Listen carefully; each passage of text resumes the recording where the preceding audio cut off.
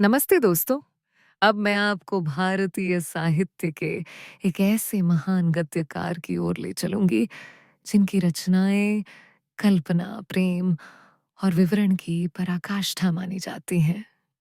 मैं बात कर रही हूँ महाकवि बाणभट्ट की और उनकी अद्भुत कृति कादम्बरी की। ये कहानी है प्रेम की अमृता, पुनर्जन्म के चक्र और अलौकिक सौंदर्य की, जो हमें सिखाती है कि सच्चा प्रेम समय और जन्मों की सीमाओं से परे होता है। एक समय की बात है, उज्जैनी नगरी पर शूद्रक नाम के एक प्रतापी राजा राज करते थे। एक दिन उनके दरबार में एक अद्भुत तोता लाया गया जो मानव वाणी में बोल सकता था। उस तोते ने अपनी कहानी सुनानी शुरू की और उसकी कहानी ने राजा को एक ऐसे प्रेम और नियति के रहस्यमय संसार में पहुंचा दिया जहां दो आत्माएं कई जन्मों से एक दूसरे की तलाश में थीं। ये कहानी थी राजकुमार चंद्रापीड़ की। राजकुमार चंद्रापीड़ अत्यंत तेजस्वी, वीर और कला प्रेमी थे। एक बार वे अपने मित्र वैशंपायन के साथ शिकार के लिए निकले। घूमते घूमते वे हिमालय की तलहटी में स्थित एक ऐसे क्षेत्र में पहुंचे जहां किन्नरों का निवास था। वहीं उन्हें एक अत्यंत सुंदर युवती दिखाई दी जिसका नाम था कादम्बरी। कादम्बरी किन्नर राजा चित्ररथ और रानी मदिरा की पुत्री थी और उसकी सुंदरता इस लोक की नहीं लगती थी।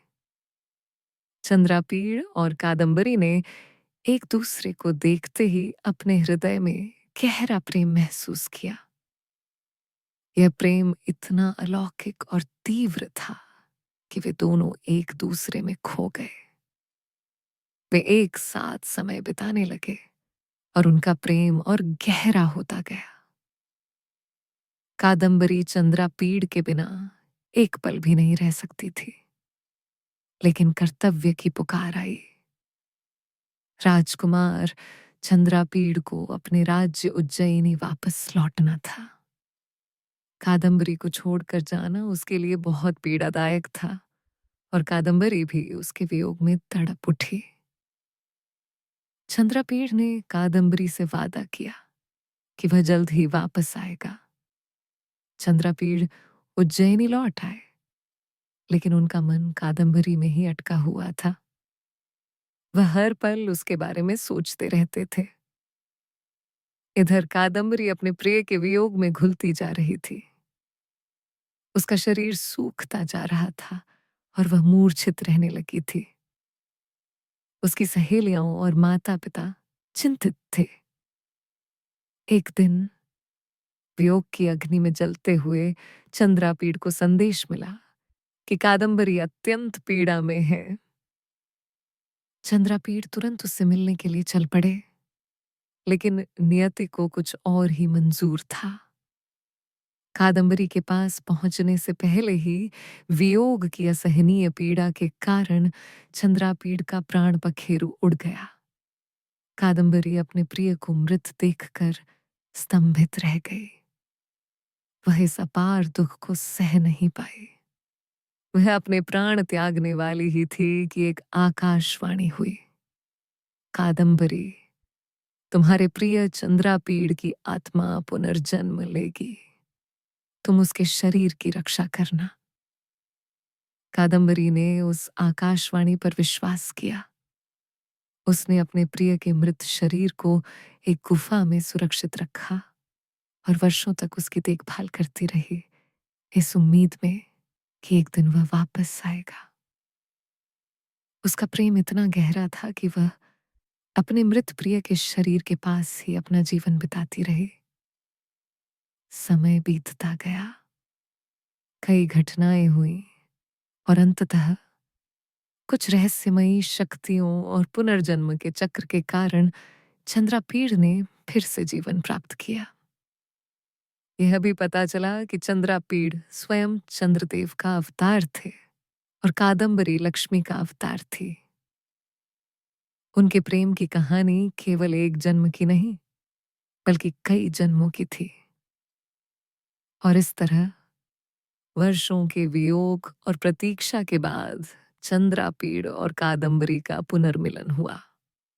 उनका प्रेम, जो मृत्यु और पुनर्जन्म की बाधाओं को पार कर गया था, एक बार फिर विजयी हुआ। उन्होंने अपने अमर प्रेम को पाया और खुशी-खुशी रहने लगे।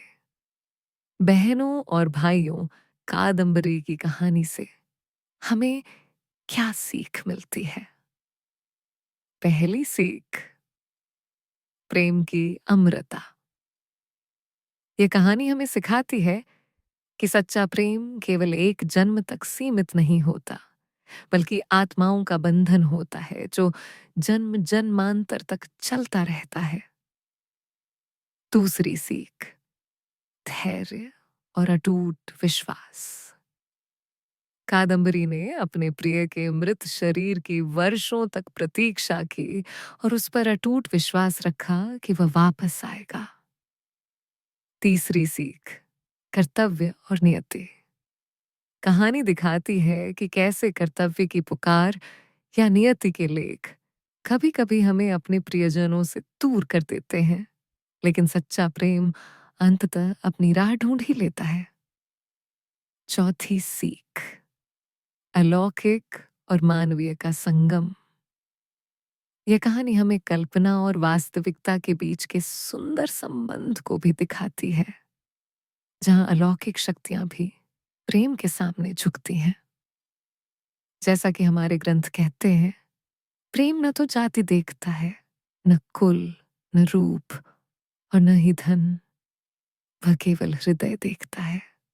तो मेरे प्यारे भाइयों और बहनों, याद रखिएगा, अपने प्रेम पर विश्वास रखें, वियोग में धैर्य रखें और जाने कि कुछ बंधन इतने गहरे होते हैं कि उन्हें कोई तोड़ नहीं सकता। भगवान करे आप सब हमेशा खुश रहें और जीवन में अपने सच्चे प्रेम को पाएं। आपकी बहन की यही दुआ है।